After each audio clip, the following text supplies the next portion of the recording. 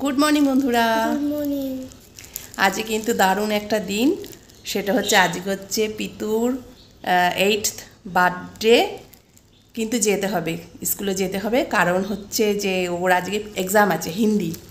আর এই দেখো স্কুলে সবাই বন্ধুকে দেওয়ার জন্য এই যে চকলেট নিয়েছে। আর আজকে আমরা সারাদিন কীভাবে এনজয় করব সেটা তোমাদের সাথে শেয়ার করবো, যে দারুণ এনজয় হবে। এই ছোট্ট পিটু আস্তে আস্তে বড় হয়ে যাচ্ছে, তাই না? কত ছোট্ট ছেলে বড় হয়ে যাচ্ছে।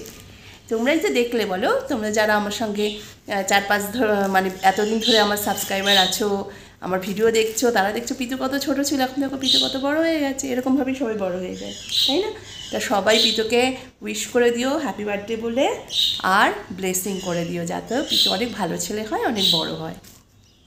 কী হবে বড় হয়ে? ডক্টর হবে। ঠিক আছে, দেখা যাক পিতু বড় হয়ে কি হয়। তোমরা আশীর্বাদ করো পিতু যেন সত্যি সত্যি ডাক্তার হয়। এই যে লাল জামাটা দেখছো, এই লাল জামাটা হচ্ছে নিউ ড্রেস, ওর নতুন জামা। আর বাকিগুলো নতুন নয়, একটা নতুন তো পরতে হয়, আর বিকালবেলা আর একটা নতুন পরবে। আর হ্যাঁ, ও প্যান্টটাও নতুন আছে, নতুন ড্রেস পরে আছে। 2-1বার করে সবই পরেছে, জন্মদিনে নতুন ড্রেস পরতে হয়।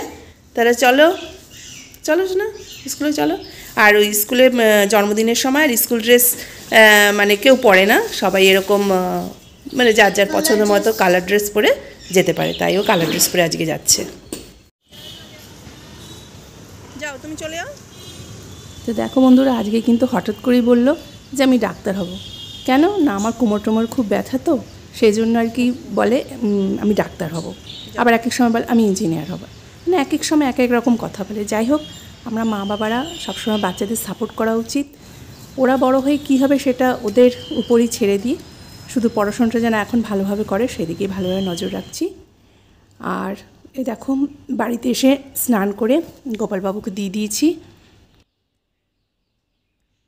তা আমি স্নান করে পুজো করে এই এসছি পায়েস বানাবো বলে, কারণ ওই স্কুলে গেছে, এসে সেরকম কিছুই খাবে না, তা দুপুরে সেরকম কিছু আয়োজন করিনি, রাতে আমরা বাইরেই খাবো।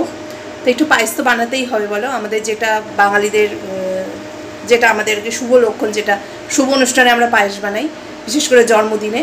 এই জন্য 1/2 লিটার দুধ দিয়ে মাত্র এই যে পায়েস বানাবো। এই যে চাল আর এই যে সব রেডি করে রেখেছি।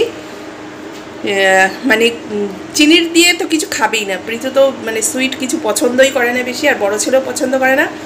ওর বাবা হয়তো একটু খেলো, মানে যদি বেশি করি সব আমাকেই খেতে হবে, সেই জন্য একেবারে 1/2 লিটার দুধ নিয়েছি, যাতে এক্সট্রা বেশি কিছু না হয়, একদিনেই উঠে যায়। আর এই দেখো আমি এখন এটা একটু খাবো। আর এই দেখো আমি একটু দুধ দিয়ে চিয়া সিড খাবো, কালকে ভিজিয়ে রেখেছিলাম, একটু হানি দিয়ে চিয়া সিডটা খেয়ে নেবো। চিয়া সিড ওয়েট কমাতে খুব সাহায্য করে, আর শরীরের জন্য ভীষণ ভালো, অনেক পুষ্টি আছে এর মধ্যে। তা তোমরা চিয়া সিডটা পারলে মানে খেও, মানে 30-40 বছর হয়ে গেলে এই চিয়া সিডগুলোর মানে রেগুলার কিছু কিছু জিনিস আছে, সিডস আছে, সেইগুলো রেগুলার খাওয়া দরকার। তাই যে পায়েস রেডি হয়ে গেছে। পায়েস করে আগে সবার আগে গোপালবাবুকেই দেবো। আর ধান দুব্বো রেডি করে রেখেছি, মানে বাইরে থাকলেও মানে যতটা আমাদের যে রীতি রেওয়াজগুলো আছে, সংস্কার আছে, সেগুলো আমি কিন্তু পালন করার চেষ্টা করি। কারণ আমরা যদি এগুলো না করি তাহলে ওরা শিখবে কী করে, আর ওদের আমরা বড় হয়ে বলবোই বা কী করে যে এটা কর ওটা কর। সেই জন্য আমার যতটুর মানে সম্ভব আমি করি, যতটা মনে থাকে আমি করি। শ্বশুরবাড়ির যতগুলো মানে নিয়মকানুন যতটা সম্ভব আমি করার চেষ্টা করি।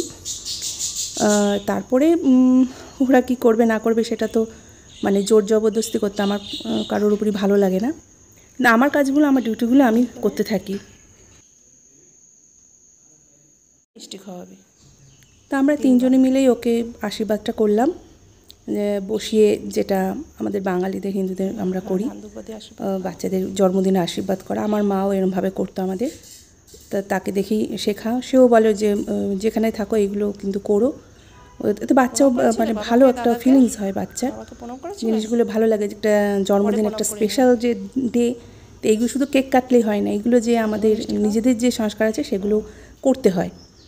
তো যাই হোক, এক এক করে আমরা করলাম। আর এখানে অন্য কেউ তো সেরকম নেই আত্মীয় স্বজন যে কাউকে ডাকবো, ছোটো করেই ঘরোয়া একদম করেছি, তাতেই কিন্তু আমরা খুব সবাই মিলে আনন্দ করেছি। আর প্রীত খুব খুশি, মানে আমাদের নিয়েই ও খুশি থাকে, এমন নয় যে ওর বন্ধুবান্ধবকে বলতে হবে বা অন্য অনেক লোক লাগবে। মানে ওকে একটু স্পেশাল স্পেস দিলেই ও খুব খুশি। তোমার আমার মনীষার মায়ের সন্দীপের রাখবে না। তো প্রীতু দেখো তাড়াতাড়ি কিন্তু এসে গেছিলো, আর এসে যাওয়াতে আমরা আশীর্বাদটাও করে ফেলেছি। আর তার সাথে ঠিক হলো যে আমরা বাইরে গিয়েই ডিনার নয় লাঞ্চটাই আমরা করব। আর বড় ছেলে এসে গেছিলো, ওরা দুজনেই স্কুলে কলেজে গেছিলো। তা আমরা এখন সেই জন্য বাইরে আমরা যেখানে আর কি যাই বরাবর সেই দোকানে সেই রেস্টুরেন্টেই যাচ্ছি, সরি। আর বেশি একটা দূরে না, কাছেই। কিন্তু এখানে এত বৃষ্টি হচ্ছে তোমাদের কি বলবো, সেই মে মাস থেকে যে বৃষ্টি শুরু হয়েছে। আর এখন তো মানে জুন জুলাই একদম মানে বেরোনো খুব মুশকিল গাড়ি ছাড়া। মানে স্কুটিতে করে বেরোলে যখন তখন ঝুপঝাপ বৃষ্টি নেমে যাচ্ছে, মানে ভিজে পড়ে বাড়িতে ঢুকতে হচ্ছে। তো 4 জন যেহেতু যাবো সেই জন্য গাড়িটা তো নিতেই হবে, নাহলে তো সম্ভব না একটা স্কুটিতে। তা আমরা এই রেস্টুরেন্ট থেকেই বরাবর খাই, আমাদের যেহেতু বাড়ির কাছাকাছি। আর রেস্টুরেন্টের খাবার দাবার আমাদের বেশ ভালো লাগে, ননভেজ রেস্টুরেন্ট। আর এখানে বেশিরভাগই তো সব ভেজিটেরিয়ান, তো তা বাড়ির আশেপাশে ননভেজ বলতে এটাই বেশ ভালোর মধ্যে। তা বরাবর আমরা এটাতেই আসি। আর পিতু দেখো মানে বসে বসে মানে মায়ের তো খাবার হরিবল, কিন্তু রেস্টুরেন্টের খাবার হচ্ছে ওফ বড় ইয়াম্মি একেবারে।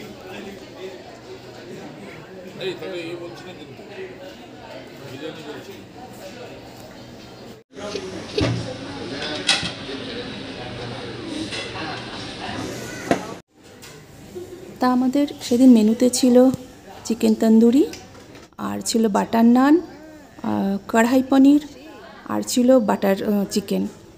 তা এগুলো ওদের খুব পছন্দ, আমাদেরও পছন্দ, সবারই খুব পছন্দ।